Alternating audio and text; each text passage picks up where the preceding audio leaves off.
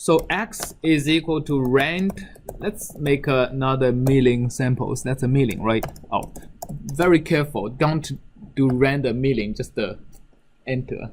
You'll probably run out of memory because MATLAB is going to try to generate a milling by milling random matrix. So that's my x, and if I hit x with 100 bins, I'm just going to get a random variable from 0 to 1, right? So in order to create this overshadowing uniform distribution from 210 to 250, what do I do?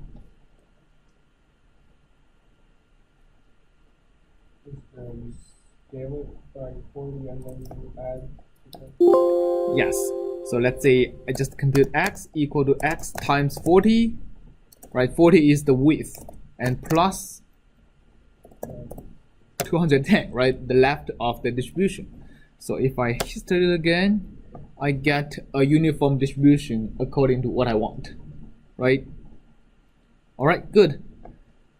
And now I want to be based on all these merely different axes. I want to compute how likely I'm going to accept or deny each of these samples. The probability of my acceptance is based on what? It's based on the relative height of the red versus the blue, right? So in here, if my probability accept is going to be, let's actually compute the ratio. It's non-trivial, right? So the ratio is going to be, 1 over here, right? Because they have the same height. And on the left, it's the minimum of two linear functions. On the left, the linear function is what? So let's say this is the delta v. On the left is delta v minus 210 divided by 10, right?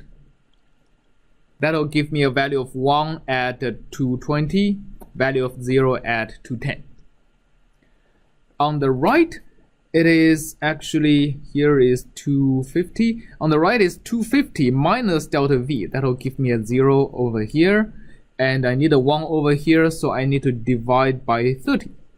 So the acceptance ratio is the minimum of these two linear functions. All right. So is the mean of, here I used x,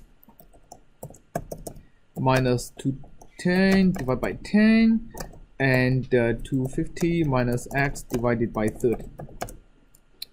So now if I if I plot x and p accept, just using dots, I do get the function I want. All right, now how do I accept or reject according to that probability?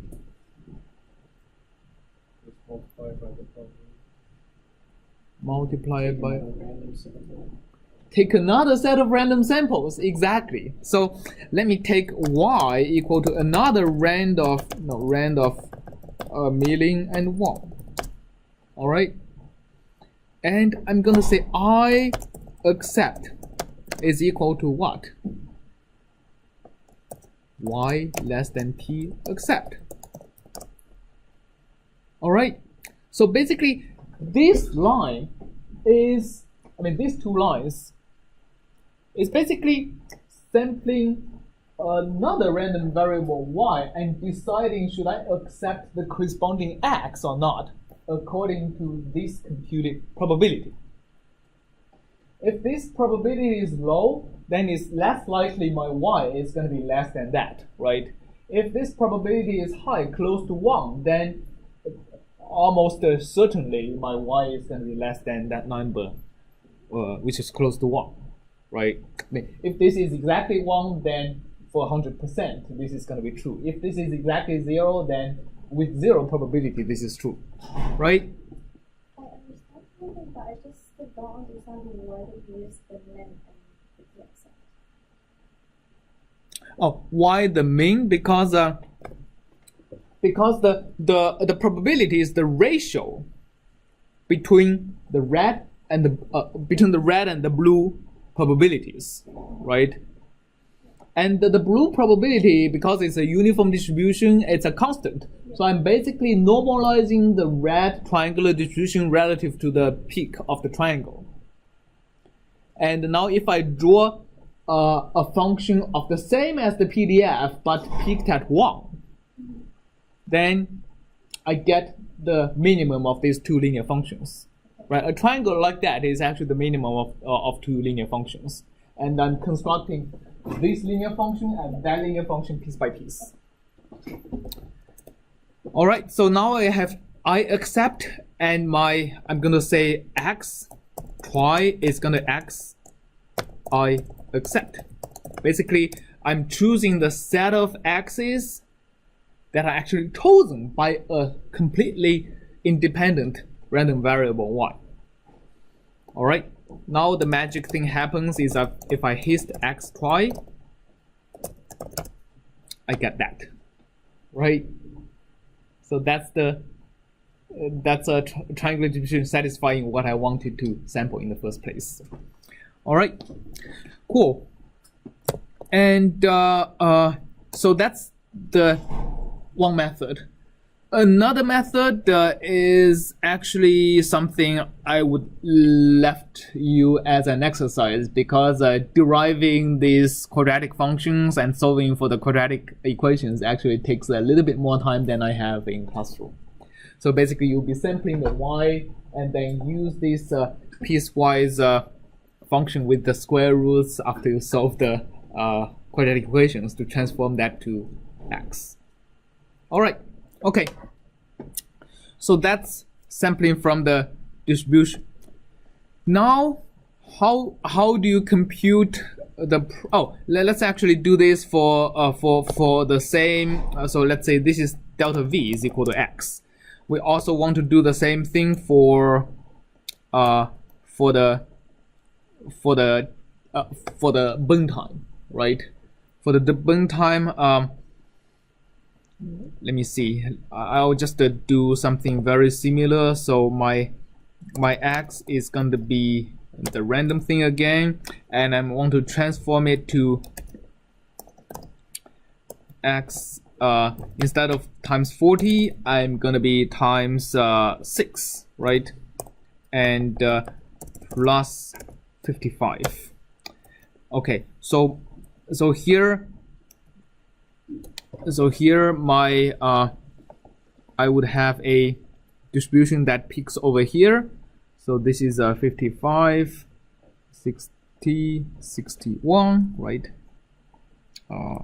Okay, and so if this function peaks at 1, I would have a minimum of, so this is t minus 55 divided by 5, and 61 minus t divided by 1. So that's my probability. 55, 5, 61 divided by 1. And I'm gonna sample y, and I accept is equal to that, and my x triangular is equal to that. And if I hit this, I get, I think, what I want. All right, so that's sampling my t is going to be equal to x y. Oh, I think I overwrote the previous one. Let me just go from my command history. I think I have this, and I have the x y. Close. Let's see. Evaluate selection. Yeah, so that's what I want, and I'll have my what was that? dv is equal to x y. So now I have a problem, because my dv and I'll get rid of this incorrect. My dv and t are actually of different dimension. What should I do about that? By the way, if I use the if I use the CDF method, I wouldn't have that problem, right? That I have precise control of how many samples I get. Here I don't, because how many samples I get depends on a random procedure of accepting or denying all the samples. Put them in bins. Huh? You put them in bins. Remember, like all of these are random, so the order is also random. I can just truncate, right? I can. What was your suggestion? To random sample again. Oh yeah, The same right. number. I can also random sample again. That's another very good suggestion, right? I can sample. I can have the random int to random sample again. But here, I will just take the property that like the order is also random. So I'll also say dv is equal to dv 1 to whatever the length well, length of t, right? Okay, so now they are the same length. So that enables me to start computing the probability of crash.